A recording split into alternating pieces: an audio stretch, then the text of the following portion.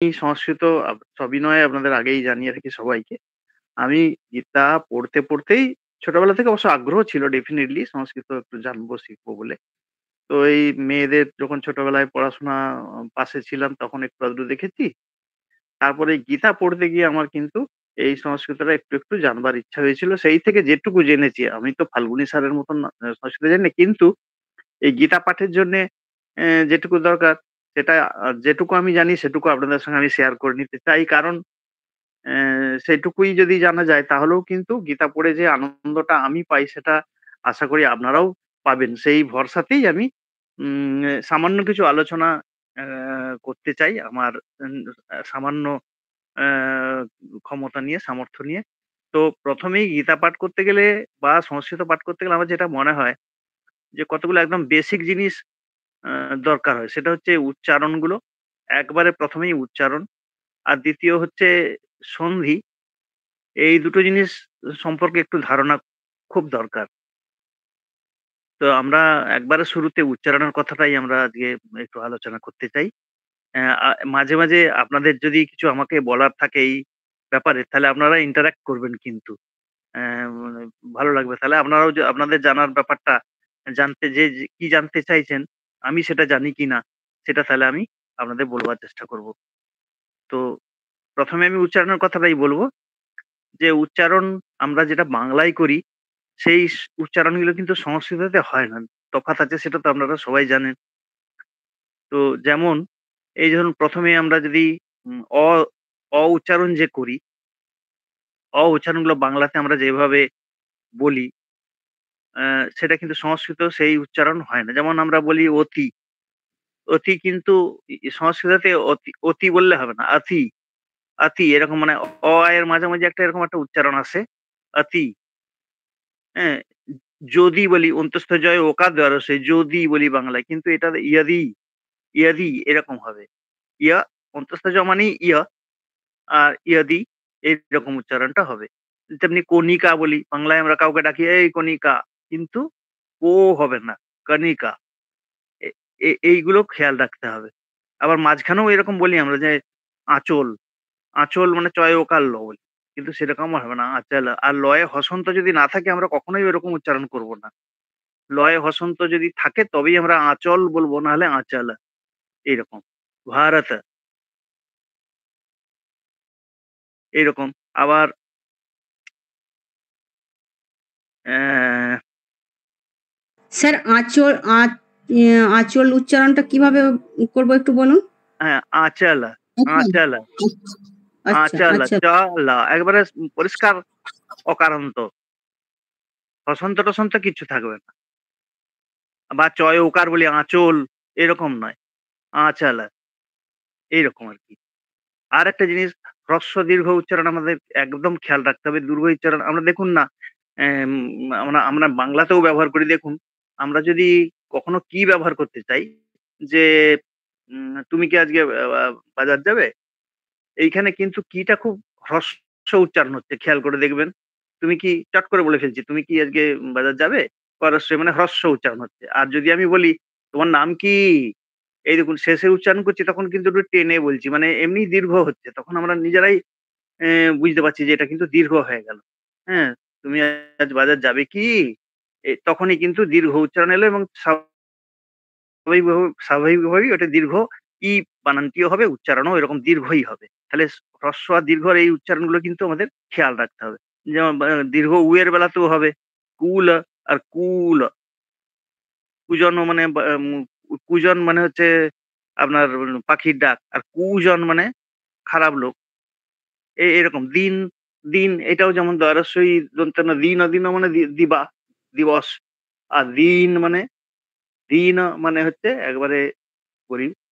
তাহলে দিন আর দিন এইগুলো মানে সংস্কৃত পড়বার সময় আমাদের কিন্তু খেয়াল রাখতে হবে। ওই আর একবার হ্যাঁ বলুন না, বলুন। কুজন হ্যাঁ? কুজন যেটা বললেন না, কুজন আর একটা হচ্ছে পাখির ডাকের কুজন, আরেকটা হচ্ছে খারাপ লোক। হ্যাঁ, তো এখানে স্পেলিং গুলো কিরকম আছে, বানান গুলো? মানে পাখির ডাকটা কয়ে হর্ষও কি না বোধহয়। পাখির ডাকটাই পাখির ডাকটাই উপারসু নয়? আমি যদি ভুল করছি বলুন, তাহলে হতে পারে আমার ভুলও হতে পারে। ওইটা দেখতে হবে বোধহয়, আমি সু ঠিক আর বুঝতে পারছি সু না। সু আমি আর তো কু। হ্যাঁ হ্যাঁ, আমি বুঝতে পেরেছি ব্যাপারটা আর কি। হ্যাঁ, হ্যাঁ, সু আর তুমি কু কি মানে চাও সু বলে ভালো কু কয় খারাপ। হর্ষই? তুমি কি চাও বললে কয় হর্ষই? আর তোমার নাম কি, এরকম হলে হ্যাঁ, কয় দীর্ঘই, এইরকম ধরনের ব্যাপারটা বুঝতে পারলাম। হর্ষ দীর্ঘের ব্যাপারটাও এইরকমই আছে মনে হলো আর হ্যাঁ, কি। হ্যাঁ, হ্যাঁ, হ্যাঁ, হ্যাঁ, হ্যাঁ ওইটাই বলতে চাইছি। মানে যেটা ওই দীর্ঘ টাইম ধরে উচ্চারণ হচ্ছে তখন দীর্ঘইকার, তাই তো হ্যাঁ, স্যার? হ্যাঁ, হ্যাঁ, হ্যাঁ। এই যেমন ধরুন সংস্কৃততে আছে একটা সুউক্তি রত্নাবলী। মানে সুযুক্ত উক্তি হয়ে ওটা দীর্ঘ হয়ে গেছে। হ্যাঁ? তাই সুউপদেশ যদি আমরা বলি, সুউপদেশ। মানে সুউপদেশ দায়কং বলে রামকৃষ্ণদেবের স্তোত্রে আছে। তো সেরকম সুউপদেশ মানে তখন কিন্তু সুপদেশ বললে তো হবে না, সুপদেশ। এরকম ভাবে মানে দীর্ঘটা খেয়াল করে উচ্চারণ করতে হবে, নাহলে অর্থটাই আসবে না। সুপদেশ যদি বলে দিই, চট করে হ্রস্ব উচ্চারণ যদি করি সুপদেশ, তাহলে কিন্তু হলো না, সুপদেশ। তবে দীর্ঘ উচ্চারণটা এলো। সুক্তি যদি বলে দিই, সুক্তি মানে তো ওই মুক্ত বলে বোধহয়। তো তাহলে কিন্তু সেইটা তো নয়, আমি বলতে চাইছি ভালো কথা তো সুউক্তি। তাহলে সেখানে কিন্তু আমাকে ওটা দীর্ঘ উচ্চারণ না করলে শ্রোতার কাছে অর্থটা পৌঁছাবে না। সুউক্তি। কাজেই হ্রস্ব দীর্ঘ উচ্চারণের হ্রস্ব ও, এবং দীর্ঘ উচ্চারণ কিন্তু একটু খেয়াল রাখতে হবে। এখানে স্যার দুটো আছে না, একটা কয়া হর্ষও লকুল আর একটা কয়া দীর্ঘও লকুল, এই হ্যাঁ, দুটোর পার্থক্য আছে তো, মানেটাও অন্য। আর এই হ্যাঁ, দুটোর একটু বলে দিন তাহলে, হর্ষও দীর্ঘও। হ্যাঁ। কুল কুল মানে কয় দীর্ঘ হলো, কুল মানে তো এটা তীর।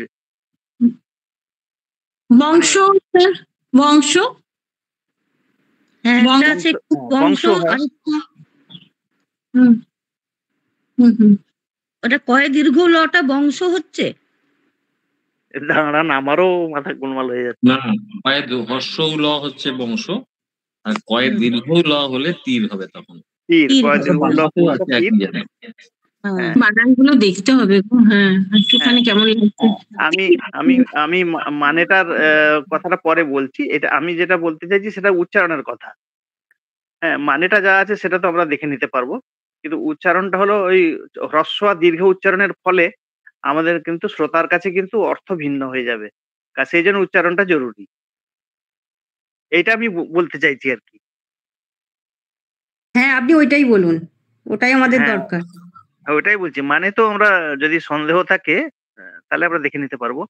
কিন্তু উচ্চারণটাই আমি বলতে চাইছি যে এরকম উচ্চারণটা যদি আমরা আলাদা না করি, দুটোকে পৃথকভাবে না করি, দীর্ঘ আর হ্রস্ব, তাহলে কিন্তু শ্রোতা বুঝতে পারবে না বা শ্রোতার কাছে এটা ভুল কাছে বলে পৌঁছাবে আরকি। তেমনি এই রিটাও, রি এর যে উচ্চারণ সেটাও কিন্তু আমরা অনেক সময়ই ভুল করি আরকি। ভুল করি বলতে যেমন ধরুন যদি আমরা এটা সবচেয়ে বেশি চালু যেটা সেটা হচ্ছে দেখুন কাউকে বলি, "এই তুই কি আবৃত্তি শিখতে যাচ্ছিস?" আবৃত্তি কথাটা উচ্চারণটা কিন্তু ভুল হয়ে গেল। মানে বয়ে ব ধরে নিয়েছি আমি। ওটা বয়ে ব তো নয়, বয়ে রি। এটা যেন বানানটা হয়ে গেল আ আ বয়ে বয়ে রফলা রস্বই তয় তয় রস্বই আবৃত্তি। বটা ওই ১ম এর বটা অকারণে আমরা নিয়ে আসছি। ওটা কিন্তু আবৃত্তি। আবরি, আবরি, বয়েরি ব্রি, আবৃত্তি। এই কিন্তু বেশিরভাগ ক্ষেত্রে আমরা দেখে থাকি মানুষ বলে আবৃত্তি শিখতে যাচ্ছি বা এটা আবৃত্তি করত। তো এই রি এর উচ্চারণটা কিন্তু অনেক সময় এরকম ভুল করি। আর রি এর উচ্চারণটা অনেকটা খুব একটু জটিল আরকি। রি এর উচ্চারণটা কিন্তু মানে বোঝানো মুশকিল। উচ্চারণ করে যদি বোঝানো হয় সেটিই ঠিক এবং সেটা যে আমার খুব বেশি শিক্ষা আছে তা নয়। তবুও আমার যেটা মনে হয় রি হচ্ছে একটা মানে রফলা আর হস্যকার মেশানো একটা, হ্যাঁ? সেরকম একটা উচ্চারণ হবে। যেমন দেখুন কৃষ্ণ, কৃষ্ণ বলি মূর্ধন্য কৃষ্ণ। তো এইটা কৃষ্ণ এরকম উচ্চারণ। কয় রফলা হ্রস্ব গোছের একটা উচ্চারণ হবে আরকি। এই রি এর উচ্চারণটি কিন্তু খুব জটিল। এটি কোনো শিক্ষকের কাছে ভালো করে শিখে নিতে পারলে ভালো হয়। আমিও যে খুব ভালো পারবো তাও নয়। এই রি এর উচ্চারণটা কিন্তু খুব জটিল। তবুও আবৃত্তি না করে আমরা আপাতত আবৃত্তি এইটুকু অন্তত করতেই পারি। আর ব্যঞ্জন বর্ণের উচ্চারণে তো অনেক রকমই আমরা মানে ভুল করে থাকি। আমরা উচ্চারণ স্থানগুলো মোটামুটি তো জানি যে বাকযন্ত্রটা আমাদের কি দিয়ে তৈরি? দাঁত কিসে উচ্চারণ করার সময় আমরা কোন, কোন অংশের সাহায্য নিই? সেটা ১ম হচ্ছে দাঁত, দাঁতের একটু উপরে তালু, তারও আরো উপরে মূর্ধা, তারপরে ওষ্ঠ অধর, ওষ্ঠ বিশেষ করে আর কণ্ঠ। এই তো ৫ টা জিনিস নিয়ে আমাদের বাকযন্ত্রটা তৈরি হয়েছে। সেই জীব বিভিন্ন জায়গায় টাচ করে সেইভাবে শব্দ উৎপাদন করে। দন্ত সেইজন্যে টা যদি দন্তেশ্বটাকে যদি আমি মূর্ধাতে উচ্চারণ করি তাহলে সেটা মূর্ধন্য ষ হয়ে গেল। দাঁতেতেই জিভটা ঠাকিয়ে উচ্চারণ করতে হবে দন্তেশ্ব। তালবস্যটা আরেকটু উপরে, মূর্ধন্য ষটা আরেকটু উপরে জিভটাকে তুলতে হবে। তো সেইভাবে এটা প্র্যাকটিসের ব্যাপার। প্র্যাকটিস করতে হবে। যিনি যত বেশি প্র্যাকটিস করবেন তিনি তত বেশি নিখুঁত হতে পারবেন। তো আমাদের সে তত অভ্যাস তো নেই। তো জিনিসটা জানি এইটুকুই। তো সেইজন্য দন্তেশ্ব মূর্ধন্য ষ অনেক সময় শুনতে খুব খারাপ লাগবে। শশী বাবুর একটা ইয়ে ছিল না? সেইরকম হয়ে যাবে। একটা বিচ্ছিরি শুনতে লাগে আরকি। তো সেইজন্যে সঠিক উচ্চারণ করার চেষ্টা করতে হবে। আরেকটা জিনিস ওই যে দন্তেশ্ব দেখবেন দন্তেশ্বর পরে কিন্তু এই ত এর পরে দন্তেশ্ব হবে। কারণ হচ্ছে উচ্চারণের সুবিধার জন্য। এটা কিন্তু বৈজ্ঞানিক ব্যাপার। যারা এই নিয়মগুলো করেছেন তারা বৈজ্ঞানিকভাবেই ভেবেছেন। যেমন ত এর পরে দেখবেন তালবস্য বা মূর্ধন্য ষ খুব কম। বাংলা বানানে হতে পারে কিন্তু সংস্কৃত বানানে হবে না। তো সেইজন্যে মানে কেন হবে না? দন্তেশ্বর পরে যেহেতু দাঁতে উচ্চারণ হচ্ছে দন্তেশ্বটা সেজন্য তটা যেহেতু দন্তবর্ণ সেইজন্যে ওই ত এর সঙ্গে দন্তেশ্ব হবে। ওখানে কখনো মূর্ধন্য ষ হবে না। আবার মূর্ধন্য ষর পরে যদি মূর্ধন্য বা ট, ঠ এই মূর্ধন্য যে বর্ণগুলো ট, ঠ, ড, ঢ মূর্ধন্য এগুলো কিন্তু মূর্ধন্য ষ এর পরে হবে। কারণ ওইটাই উচ্চারণের সুবিধার জন্য। একবার জিভটা চট করে মূর্ধায় যাবে আবার দাঁতে আসবে এটা তো কঠিন ব্যাপার। উচ্চারণের মধ্যে খুব কঠিন হয়ে যাবে। সেজন্য একই জায়গায় এটা করা হয়েছে। তেমনি তালব্য বর্ণ যেগুলো আছে চ, ছ, বর্গীয় ঝ, ঞ এগুলো কিন্তু তালবস্য এর সঙ্গে যুক্ত করা হয়। উচ্চারণের সুবিধার জন্য আর কোনো কিছু নয়। এই জিনিসগুলো আমাদের একটু খেয়াল রাখতে হবে। এই স উচ্চারণগুলো বিশেষ করে। স, স, স। একটু খুব অল্প পার্থক্য থাকলেও থাকবে কিন্তু। এইটা আর কি বলবো? মূর্ধন্যের উচ্চারণটাও কিন্তু এই যে বললাম আমি যে রি এর উচ্চারণটার মতন মূর্ধন্য উচ্চারণটাও কিন্তু খুব জটিল, খুব জটিল। মূর্ধন্যের উচ্চারণটা মানে প্র্যাকটিস না করলে এটাকে সঠিকভাবে উচ্চারণ করা খুব কঠিন। আমরা এই বয়সে এসে কতটা আর আয়ত্ত করতে পারবো? ওইজন্য ছোটবেলা থেকে সংস্কৃত যারা শিখেন তারাই সত্যিকারে শিখতে পারেন আরকি। আমাদের এই বয়সে এসে আমরা আর এতটা শিখতে পারবো না। তবুও ধারণাটা থাকলে চেষ্টা করব এইজন্যে। বলুন। আলোচনা আপনারা সবাই চুপ থাকলে কি করে হবে? আমি তো কিছুই জানি না। দেবাশিস বাবু? স্যার এই কিছুই জানি না এটাই আলোচনা করুন। ওই যে কিছুই জানি না মানে আপনি কিন্তু জানেন দীপ্তিদি। আপনি শেয়ার করুন একটু যা জানেন আমাদের সাথে। না আমি জানি না, আমি পড়েছিলাম সে আর ভুলে গেছি, সে আর মনে আছে না কি কবে 7, 8 একটুখানি পড়েছি। আরে শান্তনু তো আমাকেও পণ্ডিত সাজিয়েছে ওইভাবে। আমি কি জানি নাকি? এই যে আপনি বলছি যেটুকু জানেন একটু বলুন না।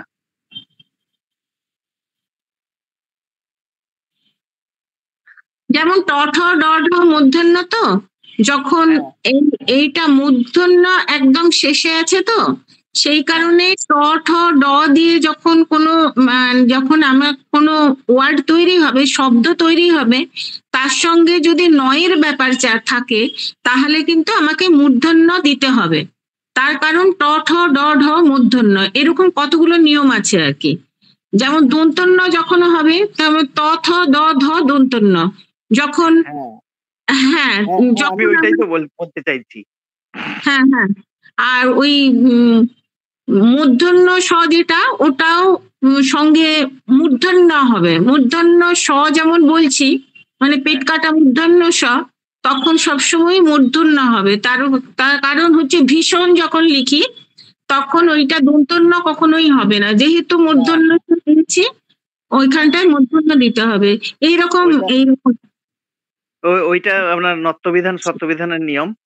হ্যাঁ, রি র মূর্ধন্যস্ব এগুলোর পরে কখনোই দন্তেন্ন হয় না। হ্যাঁ মরণ এরপরেও র এর পরে মূর্ধন্য। হ্যাঁ, রি হ্যাঁ র মূর্ধন্যস্ব এগুলোর পরে মূর্ধন্য হবে, দন্তেন্ন হবে না কখনো। মরণ যদি কেউ দন্তেন্ন লেখে ভুল হয়ে যাবে।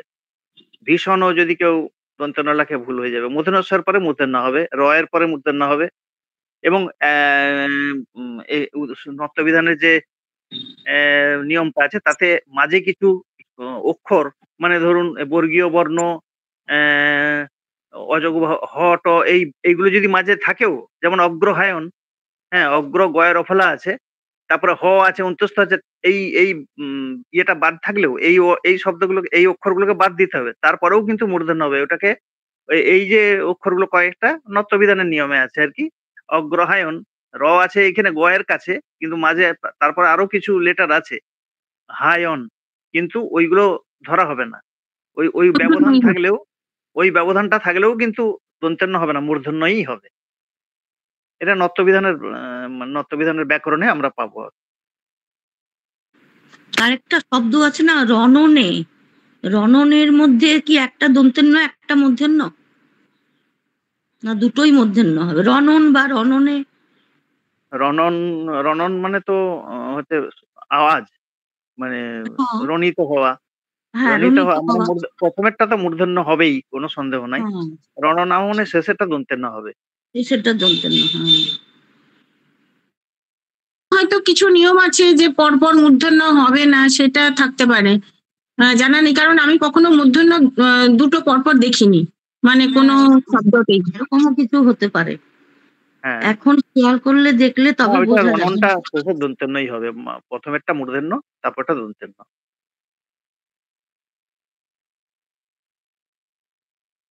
আর দন্তেন্নটা যেমন দন্তের সঙ্গে ম, স্মরণ, স্মরণ, যেটাকে আমরা স্মরণ বলি, সেটাও হ্যাঁ। মূর্ধন্যই আসছে। হ্যাঁ, ওইটা ওই যে র আছে পাশে, হ্যাঁ, মরণ, স্মরণ। কিন্তু মননের বেলায় দেখুন ওখানে র ট কিছু নাই বলে দন্তেন্ন, মনন দুটোই দন্তেন্ন। দুটোই দন্তেন্ন, স্মরণে মননে। হ্যাঁ, হ্যাঁ, ওখানে কিন্তু দুটোই দন্তেন্ন হবে, কিন্তু স্মরণের বেলায় যেহেতু র আছে সেই জন্য মূর্ধন্য এসে যাচ্ছে। বা স্মরণ তালবস্য র মূর্ধন্য, সেটাও মূর্ধন্য হবে, ওই জন্যই হচ্ছে। সেটাও মূর্ধন্য। এগুলো গানের মধ্যে অনেকটাই তফাৎ লাগে, মানে শুনতে হয় তখন এই যে কৃষ্ণা, তৃষ্ণা, তৃষা, হ্যাঁ, হ্যাঁ, এই জিনিসগুলো তখন একটা ওই হর্ষ উকারের মধ্যেই রি আসছে, সেই রকম উচ্চারণ হয়, যেটা দেখবেন না মহারাজ স্বরলিপিতে রবি ঠাকুর, আমরা ওই যে একার গুলো আমরা অনেক সময় কি বলি, বেলা, খেলা, হ্যাঁ, এই যে এটা একারের মতন, একার এ মতন উচ্চারণ করছি, এইটা কিন্তু রবীন্দ্রনাথ আলাদা করে দিয়েছেন যে এই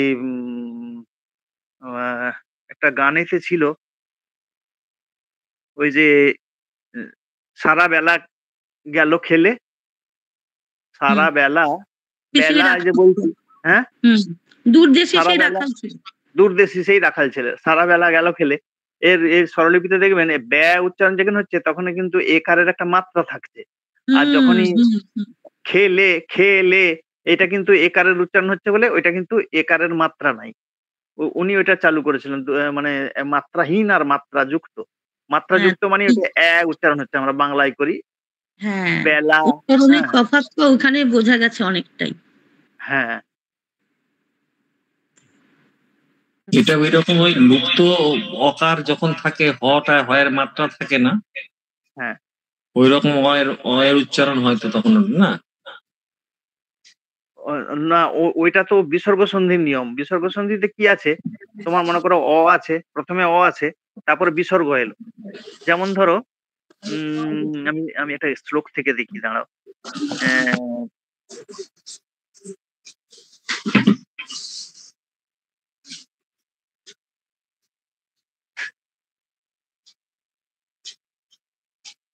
আমরা পাচ্ছি না দেখতে, যাই হোক।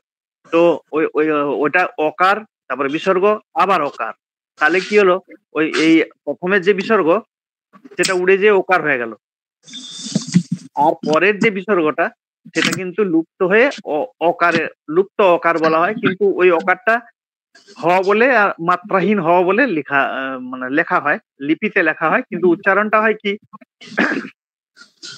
এই যে অব্যক্ত অয়ম, অচিন্ত্য অয়ম, এইরকম আছে না ইয়েতে সাংখ্য যুগে। তো অব্যক্ত এটা বিসর্গ, তো অব্যক্ত যুক্ত বিসর্গ হলো, অব্যক্তর পরে বিসর্গ মানে অয়ের পরে বিসর্গ, তারপরে অয়ম মানে এই আত্মা, অয়ম মানে এই আত্মা, তো অব্যক্ত অয়ম, তাহলে বিসর্গটা চলে গেল, সেখানে ওকার এসে গেল অব্যক্ত, এবারে হয়ম হবে না, লেখা থাকে হয়ম, কিন্তু হ ওটা নয়, আসলে ওটা অয়ম, অয়মটা অব্যক্ত অয়ম, অব্যক্ত অয়ম, মানে ওটা উচ্চারণ হবে না, ওকারটাই একটু দীর্ঘায়িত হবে, ওই আগের মানে স্বরবর্ণটাই একটু দীর্ঘায়িত হবে। লুপ্ত মানে মনে হয় ওটা দেখবে ছোট আর কি, অটা ছোট হয়ে গেছে। হ্যাঁ, অটার মাত্রা দেওয়া হয় না, ওইভাবে বোঝানো হয় ওটা, ওটা কিন্তু হ নয়, ওটা হ উচ্চারণ করে। আমরা দেখবেন অনেক পণ্ডিত মশাই, আমাদের খুব খারাপ লাগে, আবার মাইক নিয়ে উচ্চারণ করেন নমঃস্তুতে, নমঃস্তুতে শুনলে তো সংস্কৃত যারা জানা হাসি পাবে, নমস্তুতে এটা নমস্তুতেই হবে, ওটা নমঃস্তুতে নয়। অনেকে মাইক নিয়ে কিন্তু এরকম বলেন। আচ্ছা, ওইখানে যেহেতু ওটা মাঝখানে যেহেতু স্বরবর্ণ মাঝখানে বসানো যাবে না বলে কি ওই হয়ের লুপ্ত হকার হচ্ছে, এরকম নিয়মটা কি? হতে পারে, অসুবিধে ওখানে আর কি করে এটা অটা দিবে কি করে? হ্যাঁ, সেটাই বলছি, সেই জন্যই ওটা হ্যাঁ, ওটা ভেঙে ভেঙে বোধহয় উচ্চারণগুলো ওইভাবেই করা হয় নাকি? না, ওই মানে মাঝখানে যদি অকার বসিয়ে দেওয়া, একটা বসিয়ে দেওয়া হয় স্বরবর্ণ, সেটা তো দেখতেও খারাপ লাগবে আর উচ্চারণটা অই হয়ে যাবে তখন সেইভাবে। তো যদিও এখানে অই হচ্ছে, তাছাড়া সন্ধিও হচ্ছে না। হ্যাঁ, তখন সন্ধিটা হবে না, সন্ধি করে দেওয়া হচ্ছে অব্যক্ত অয়ম, অব্যক্ত অয়ম, মানে এমনও কিছু শব্দ আছে যাতে দুটো ওইরকম লুপ্ত হকার আছে, লুপ্ত অকার আর কি, দুটো হ থাকে। এই তো অব্যক্ত অয়ম, অচিন্ত অয়ম, ওইটাই তো আছে। অবিকার্য অয়ম, তিনটে আছে। অব্যক্ত অয়ম একটার মধ্যেই, হ্যাঁ, একটা শব্দের মধ্যে দুটো আছে, তিনটেও আছে। কি করে? সেটা তো সন্ধি হতে হবে, সন্ধি না হলে লুপ্ত অকারটা আসবে না, সে তো সেটাই। হ্যাঁ, ওটা সন্ধির নিয়মে আসছে। এইটা তিনটে আছে, তুমি দেখো না, অব্যক্ত অয়ম, অচিন্ত অয়ম, অবিকার্য অয়ম উচ্চতে, মানে তিনটে হ এসে যাচ্ছে। এইখানে যেমন একটা আছে যথাদর্শে তথাত্মনি, যথা স্বপ্নে তথা পিতৃলোকে, এই যথাদর্শে যথাত্মনিতেই ওই দুটো লুপ্ত অকার পরপর আছে, যথা আদর্শে তথা আত্মনি, ওই আয়ের জায়গায় দুটো লুপ্ত অকার মানে হকার। এটা তুমি উপনিষদে দেখছো? এটা উপনিষদের মন্ত্র বলছি।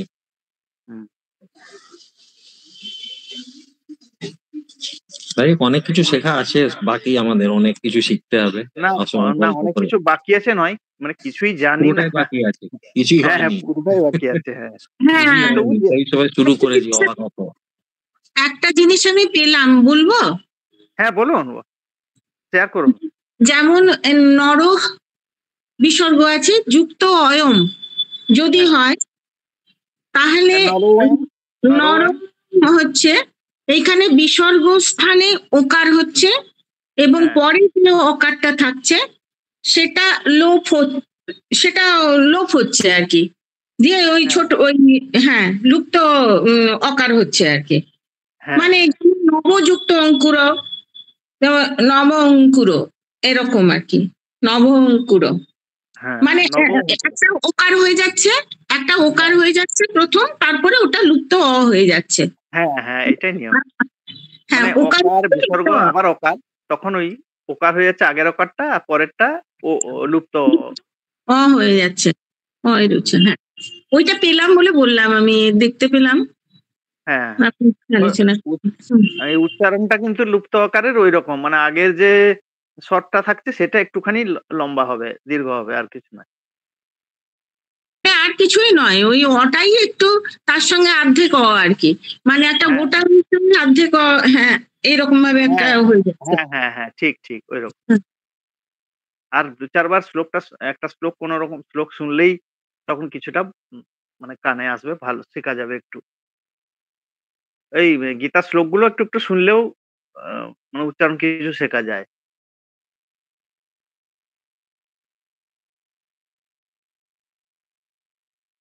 ঠিক আছে, তাহলে আজকে এই পর্যন্ত নাকি?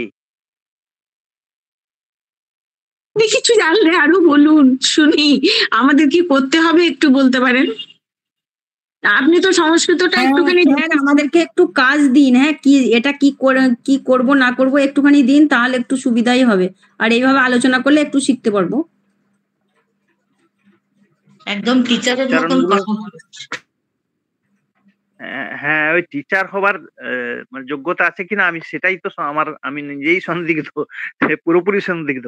তো যাই হোক সেটা না, কথা আমি নয়। আমরা শেয়ার করতে পারি। ঠিক কথা বলছি। পরস্পরের হ্যাঁ। জ্ঞান আমরা শেয়ার করতে পারি। সেইভাবেই যদি ব্যাপারটাকে নিই তাহলে কোনো অসুবিধা নেই। তো হ্যাঁ, সেরকম। তৃপ্তিদিও সংস্কৃত চর্চা আছে আমি জানি, আমি বুঝতে পেরেছি।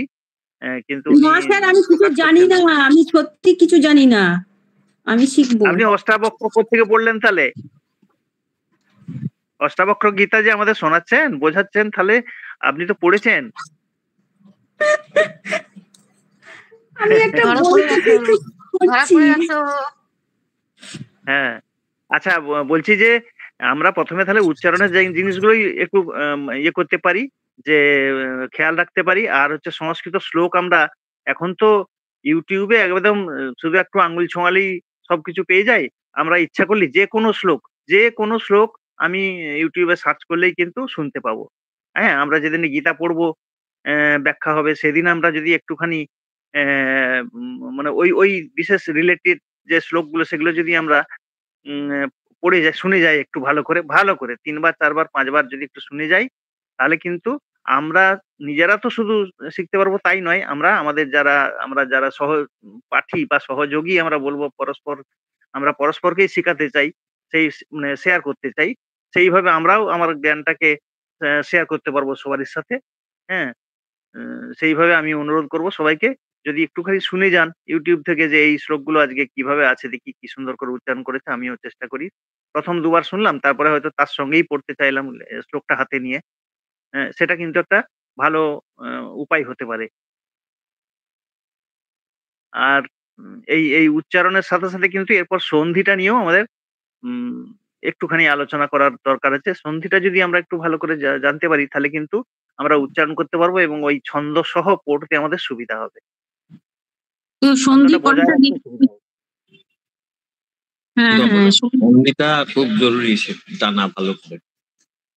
হ্যাঁ, তার সন্ধিটা না জানলে থাকতে পারে। হ্যাঁ, তার সঙ্গে আমাদের তাহলে গীতাটা আমাদের মানে ভালোভাবে একটু পড়তে পারবো আর কি, হুম। এই দুটো হলে। এই উচ্চারণে একটু আর সন্ধিটা একটু জেনে গেলে একটু পড়তে সুবিধা হবে। আমরা তো এই বয়সে আর সংস্কৃত পণ্ডিত হতে পারবো না। কিন্তু পড়ে যে আনন্দ লাভ হয় সেইটা আমরা পারবো। পড়ে যে আনন্দটা পাওয়া যায় সেটুকু একদম আমরা ওইটাই পাবো। দরকার, আর কিছু দরকার নেই।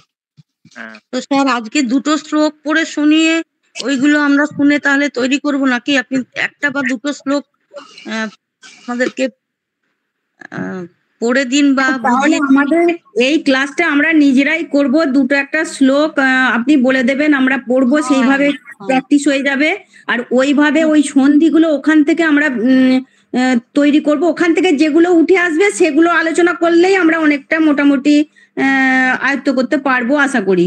কি বলেন স্যার? আর শ্লোকের মধ্যেই তো ওই সন্ধি টন্ধি থাকবে, ওটা হ্যাঁ, একটু বুঝিয়ে দেবেন, তাহলে আপনি একটু বুঝিয়ে দিলেন সরল ভাবে, তাহলে চেষ্টা করতে পারি আর কি।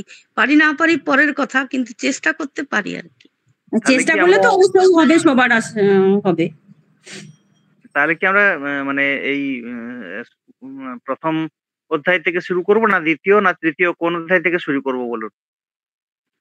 না, প্রথম থেকে শুরু করি না স্যার, প্রথম থেকে শুরু করি না, প্রথম থেকেই শুরু করলে আমরা, হ্যাঁ, গীতাটাও পাঠ হয়ে যাবে, সব কাজ হয়ে যাবে একসঙ্গে, মানেটাও আমাদের আস্তে আস্তে মানে আয়ত্তে চলে আসবে সবকিছু। একটা করেই করব, অসুবিধা কি আছে? একটা করেই করি, হ্যাঁ, একটা করেই দুটো করেই ভালো সেই। আচ্ছা, তার আগে তারপরে তাহলে যখন আমরা মানে গীতা পড়বার আগে সাধারণত গীতার ধ্যানটা করে সবাই।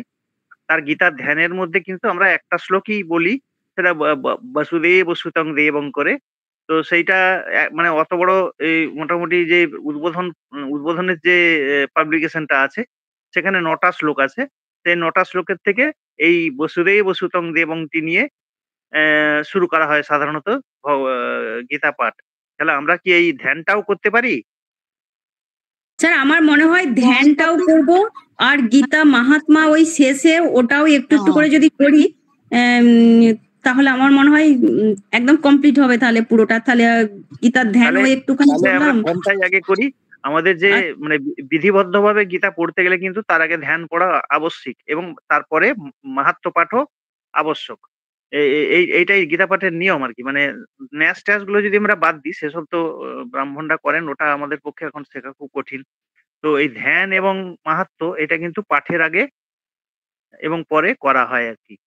তো তাহলে ধ্যানটা আমরা অর্থসহ করতে পারি মানে? হ্যাঁ হ্যাঁ হ্যাঁ। আচ্ছা, তাহলে আপনাদের কাছে উদ্বোধনের কি গীতা আছে? তাহলে এই প্রথমের একটা শ্লোক আমরা পড়তে পারি। হ্যাঁ আচ্ছা, আমি বের করছি। হ্যাঁ আচ্ছা। হ্যাঁ আমিও এক মিনিট। বলছি স্যার, উদ্বোধন ছাড়া অন্য কোনো গীতাতে থাকবে না ওটা? না, নিশ্চয়ই থাকবে, থাকবে। আমার যেটা আছে ওই মায়াপুর ইস্কনের, ওতে থাকবে? না, ওতেও থাকবে, ওতেও থাকবে। তবে হয়তো শ্লোকের একটা বেশি বা একটা কম এরকম থাকতে পারে, কিন্তু উদ্বোধনে যেটা আছে সেটা সবেতেই থাকবার কথা। স্ট্রোকটা সবগুলো আছে, কারণ যখন যেদিনে পড়া হয় আমি অত কিছু বুঝতে পারি না, কিন্তু থাকে, সব স্ট্রোক গুলোই আছে। কিন্তু ওই ধ্যানটার কথা বলছি, ওটা কি প্রথমে থাকবে? আমি দেখবো একবার। হ্যাঁ, না দেখুন, আপনি বার করুন, আমরা কথা বলতে বলতে আপনি দেখুন না। আচ্ছা স্যার, আমার ওই গীতার ধ্যানটাতে আছে, বলবো একটা কি দুটো শ্লোক? বলুন বলুন। ওম শ্রী পরমাত্মনে নমঃ। অথ গীতা ধ্যান। ওং পার্থায় প্রতিবোধিতাম ভগবতা নারায়ণেন স্বয়ং ব্যাসেন গ্রথিতাম পুরাণমুনিনা মধ্যে মহাভারতম অদ্বৈতমৃতবর্ষিণীম ভগবতীমষ্টাদশাধ্যায়িনীম অম্ব ত্বামনুসন্দধামি ভগবদ্গীতে ভবদ্দেশিনীম নমস্তুতে। হ্যাঁ বলুন। হ্যাঁ, আমি বলি, এটাই ১ নম্বর শ্লোক। এটাই গীতার ধ্যানের প্রথম শ্লোক আর কি। এটা সবারই বই আশা করি থাকবে। এটার মানেটা আমি একটু বলে দিই। আমার যে বইটা স্যার, আমার হলো একটা সরল গীতা আর একটা গীতা প্রবোধনী থেকে। তো এগুলো শ্লোকগুলো তো গীতার ধ্যানটা মিললো না। আর কি আছে আপনারটা কি আছে গীতার ধ্যানে? আমারটাই গীতার ধ্যানে আছে প্রথম ওম পার্থায় প্রতিবোধিতাম। হ্যাঁ, ওইটাই তো। আচ্ছা ওইটাই তো আচ্ছা, উনি পড়লেন, ওইটাই তো। ওইটাই পড়লো। আচ্ছা আচ্ছা, আমি বইটা বার করা ছিল না। হ্যাঁ হ্যাঁ, ওইটাই আচ্ছা পড়লেন। আচ্ছা, তাহলে এটাই সরল গীতাতেই পাচ্ছি। হ্যাঁ হ্যাঁ, ওইটা পাবেন। ওটা মানে হ্যাঁ।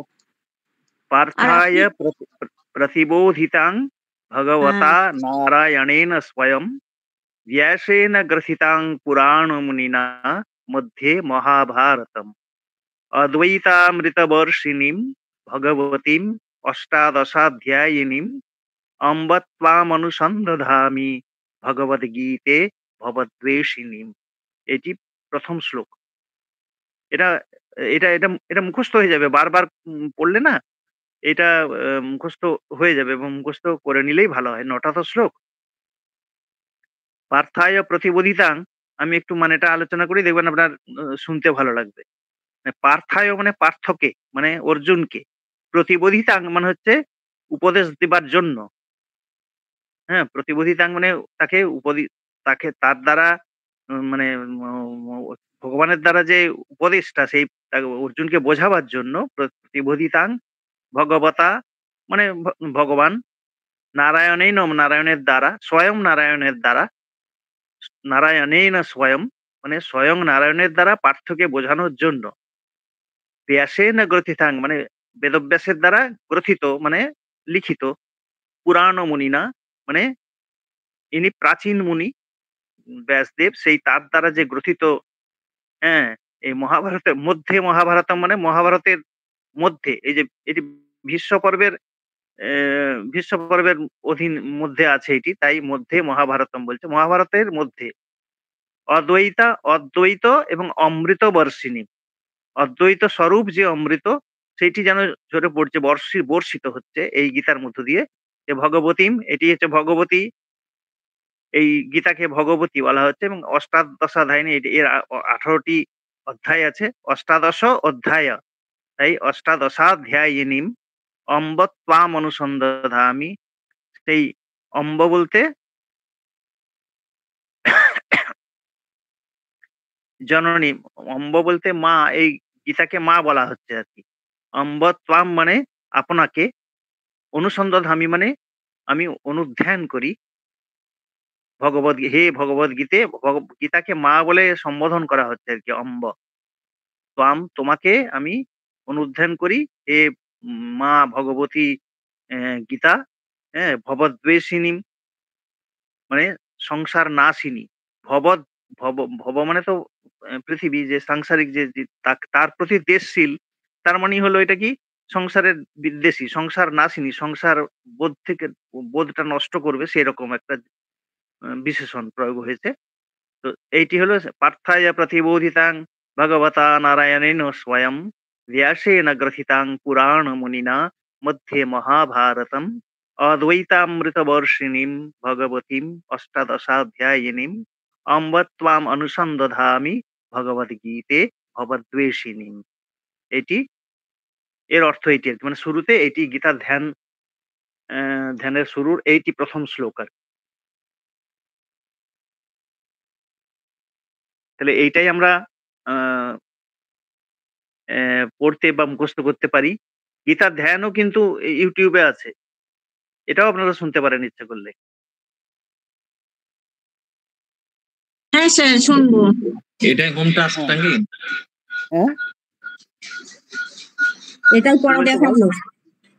এই সন্ধিটাও তো হোম টাস্ক হওয়া উচিত, তাই না? এটা হ্যাঁ, এত কি সম্ভব হবে? তাহলে নিশ্চয়ই হতে পারে। না, একটু একটু করে যদি হয়, অল্প করেও যদি সন্ধিটা ধরা যায় আর কি। না, যে সন্ধি তো আমরা আমরা স্বরসন্ধিটা নিশ্চয়ই অনেকেই জানি। হ্যাঁ, ওটা ভুলে যাওয়া জিনিস নয়। স্বরসন্ধিটা বিশেষ করে অনেকেরই মনে থাকবে, আমি মনে করি। অ, হ্যাঁ, অ আয়ের পরে যে অ আ থাকলে আ হয়, সেটা আমরা সবাই, ওটা ভুলবার জিনিস নয়।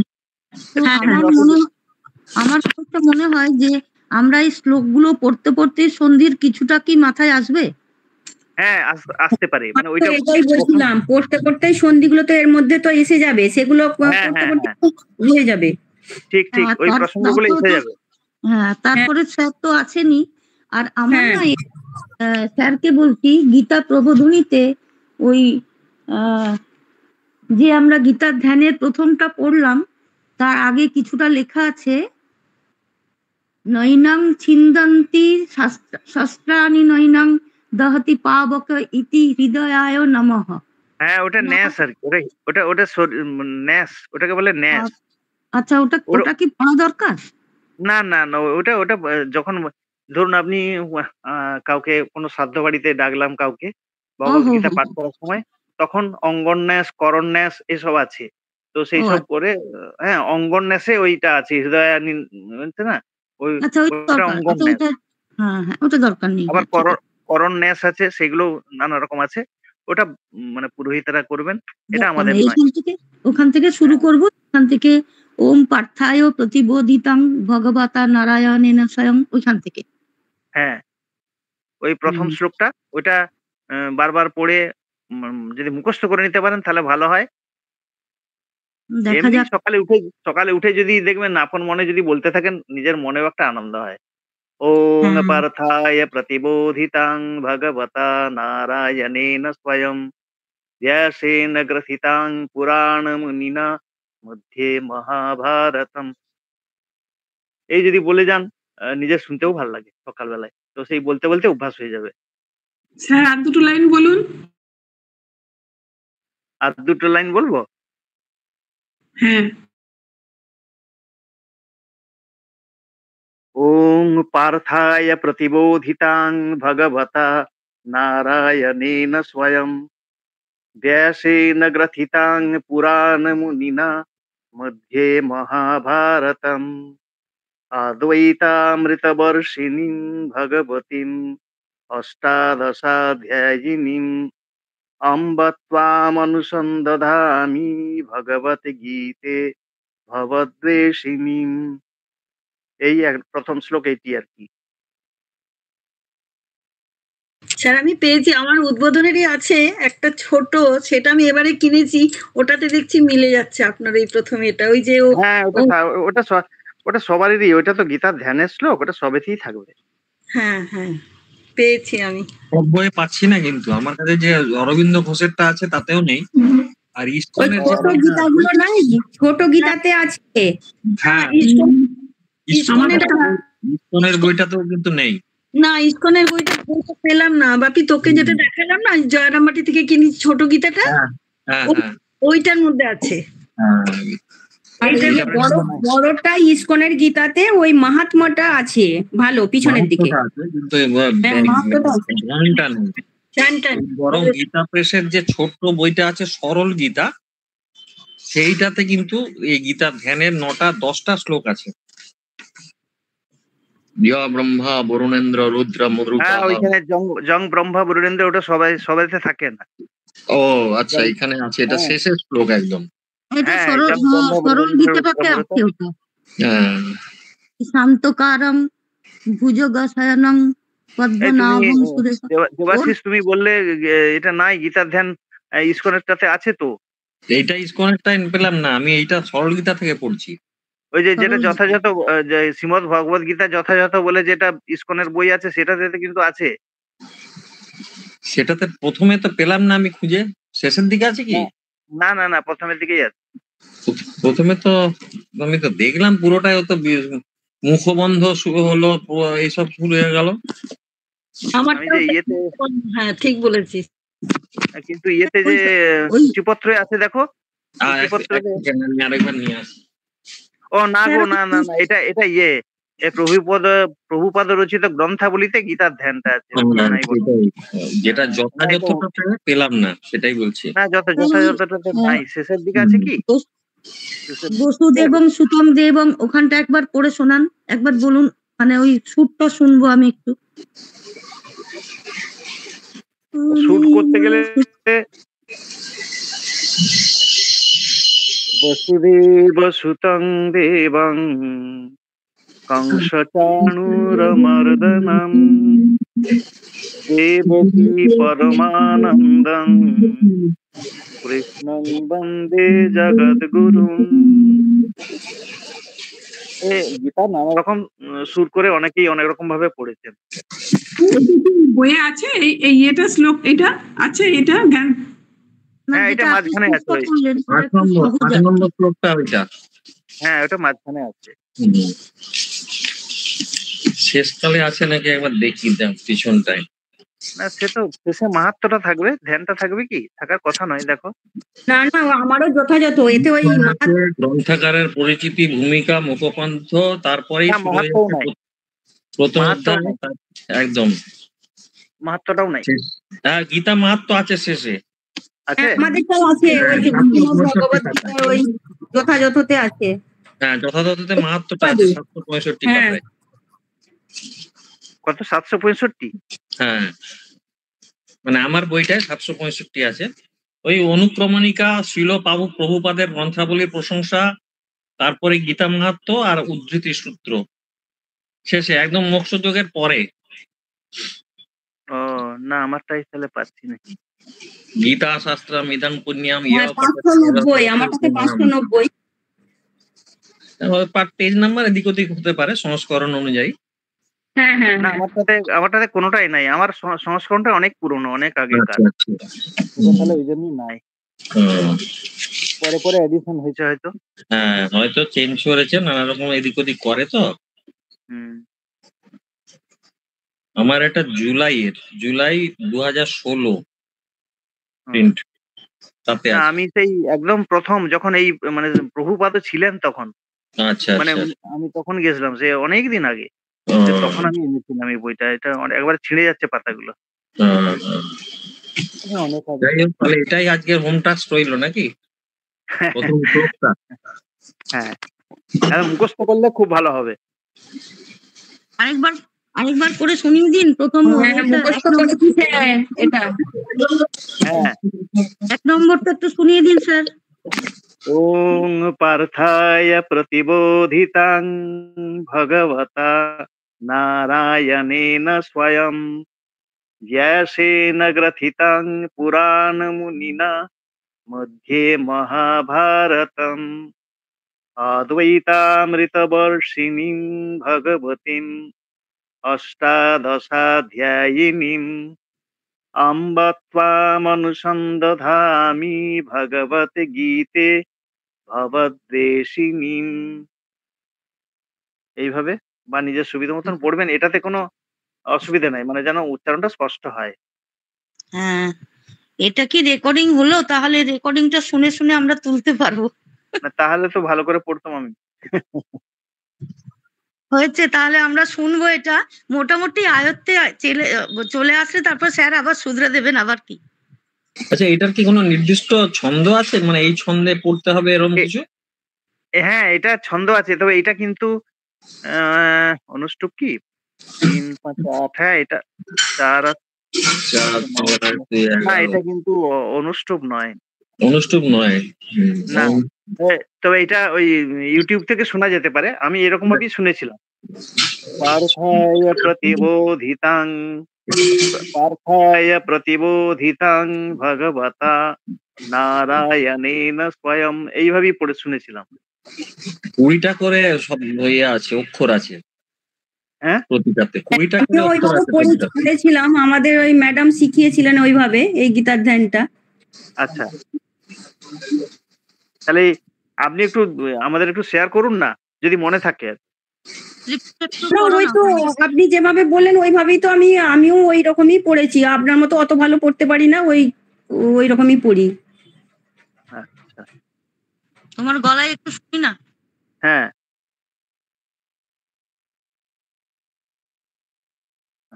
তারপরে যদি চুপ করে বলুন। হ্যাঁ। ওং শ্রী পরমাত্মনে নমঃ। অথ গীতা ধ্যান। ওং পার্থায় প্রতিবোধিতাম ভগবতা নারায়ণেন স্বয়ং ব্যাসেন গ্রথিতাম পুরাণ মুনিনা মধ্যে মহাভারতম অদ্বৈতমৃতবর্ষিণীম ভগবতীমষ্টাদশাধ্যায়িনীম অম্ব ত্বামনুসন্দধামি ভগবদ্গীতে ভবদ্বেষিণীম। নমস্তুতে ব্যাস বিশাল বুদ্ধে ফুল্লারবিন্দায়ত পত্র নেত্র येन তয়া ভারত তৈলপূর্ণ প্রজ্বালিত জ্ঞানময় প্রদীপ প্রপন্ন পারিজাতায় তত্র বেত্রয়ে কপানয়ে জ্ঞানমুদ্রায় কৃষ্ণায় গীতামৃত দুহে নমঃ। সর্বোপনিষদ গাবো দুগ্ধা গোপাল নন্দন পার্থ বৎস সুধীর ভোক্তা দুগ্ধম গীতামৃতম মহৎ। বসুদেবম সুতম দেবম কংস চানুরমর্দনম দেবকী পরমানন্দম কৃষ্ণম বন্দে জগৎগুরুম। ভীষ্ম দ্রোণ তটা জয়দ্রথ জলা গান্ধার নীলোপলা শল্য গ্রাহবতী কৃপেণ বহনি কর্ণেন বেলাকুলা। অশ্বত্থামা বিকর্ণ ঘোর মকরা দুর্যোধনাবর্তিনী সর্তিনা খলু পাণ্ডবৈ রণনদী কৈবর্তকে কেশবে। পারাশর্য বচ সরজ মমলম গীতার্থ গন্ধোৎকটম নানাখ্নেন ককেশ্বরম হরিকথা সম্বোধনা বোধিতম। লোকে সজ্জন ষটপদৈরহরহ পেপীয়মানম মুদা ভূয়াদ ভারত পঙ্কজম কলিমল প্রধ্বংসীন শ্রেয়সে। মুকম করতি বাচালম পঙ্গম লঙ্ঘয়তে গিরিম ইয়ৎ কৃপাতমহম বন্দে পরমানন্দ মাধবম ইয়ম ব্রহ্মা পরুণেন্দ্র রুদ্র মরুত স্তন্নন্তি দিব্যৈস্তবৈ বেদৈ সাঙ্গপদ নিষদৈ ক্রম নিষদৈ গায়ন্তি ইয়ম সামগাঃ ধ্যানাবস্থিত তদ্গতেন মনসা পশ্যন্তি ইয়ম যোগিনো ইয়ঃসন্তাম ন বিদুঃ সুরাসুরগণা দেবায় তস্मै নমঃ।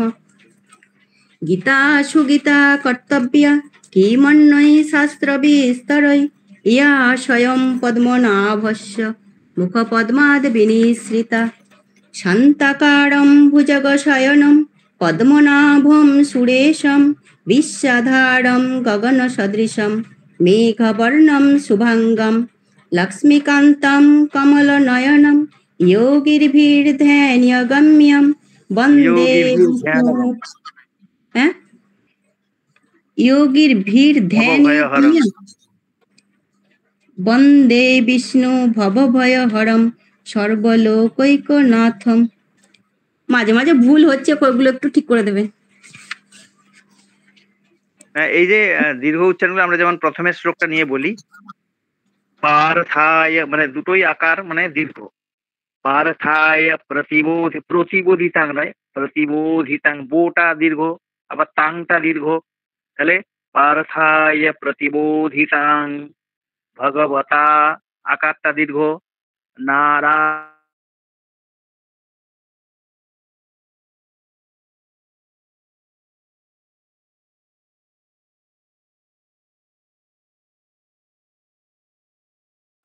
তাহলে ব্যাসেন গ্রথিতাং পুরাণ মুনিনা মধ্যে মহাভারতম। এই দীর্ঘ আর হ্রস্বগুলো একটু খেয়াল করতে হবে। অদ্বৈতামৃত বর্ষিণী, নিটা দীর্ঘ। ভগবতীম দীর্ঘ। অষ্টাদশাধ্যায়িনীম, ধ্যা নি এগুলো সবই দীর্ঘ। অম্ব ত্বাম অনুসন্দধামি ভগবদ গীতে ভবদ্বেষিণীম। এই দীর্ঘগুলো দীর্ঘ, হস্যগুলো হস্য, একটু খেয়াল রাখতে হবে।